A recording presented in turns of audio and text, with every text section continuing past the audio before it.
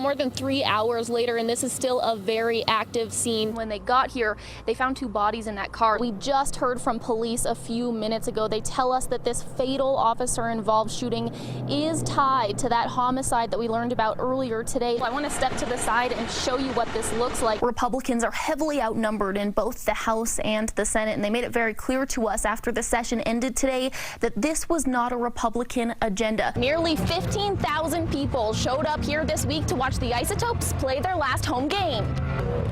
This year, the team saw around 550,000 people come through these doors. Oh, good morning, Kai. It's cold. Back to you. No, I'm just kidding. Here's a look at the roads.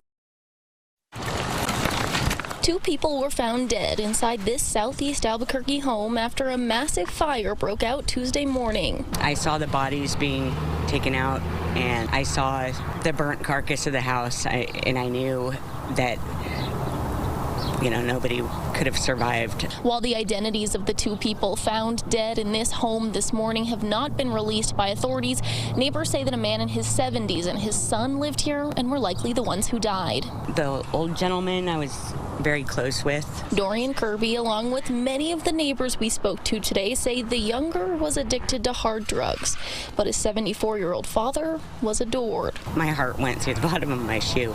All the neighbors loved the old man. Neighbors say this home was unlivable even before the fire, and that there was another fire here just a few months ago. The living conditions there were not good. They were not supposed to be living there, but they didn't really have a choice. The cause of this fire still under investigation. Grace Reader, KOB4. In a world that seems more divided than ever, there's at least one thing Americans can count on to unite: our national pastime. And there's perhaps not a more stark example of how impactful the game can be than Don Sutton. And one of the Dodger greats is back home, Don Sutton. New Mexico's got a lot of Dodgers fans thanks to the longtime affiliation with the Dukes and the Isotopes. Sutton won 233 games with LA. He was their ace for more than a decade. But before that, he would run me into the ground every day. We'd run wind sprints from foul line to foul line out in the outfield. And I'm telling you, he would have me almost on my knees by the time we were through. Greg McAleese played ball with Sutton in high school. McAleese signed with the Dodgers as a young man, but ultimately was drafted to fight in the Vietnam War. Still, his friendship with Sutton was lifelong. Because of the fact that I was also with the Associated Press. And so I ended up covering the same guys that I used to play with, and which was sort of fun because they knew that they couldn't con me when they were doing an interview. Sutton, on the other hand, went on to be a Dodgers legend and a Hall of Fame pitcher. Wouldn't you know it, his start was in our city. Sutton played here at Tingley Park for the Dukes before they claimed Isotopes Park in 1969. This field is where McAleese remembers Sutton best. That was the remarkable thing about Don Sutton, is the fact that he didn't change.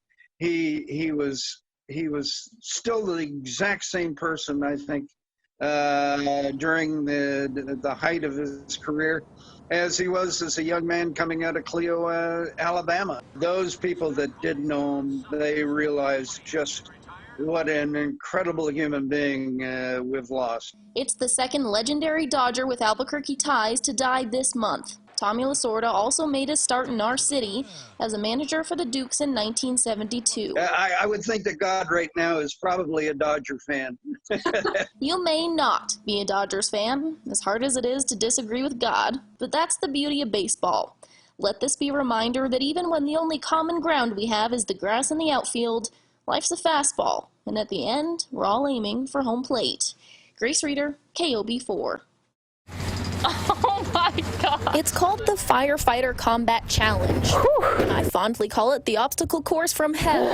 And today, they let me give it a go. Oh my goodness. Here's how it works. You run up the tower with 40 extra pounds, of course. Oh my. Pull up this heavy thing. I couldn't do that. Whack this bad boy with a sledgehammer. Go on a run. Carry a hose a ways. It's heavier than it looks. There you go.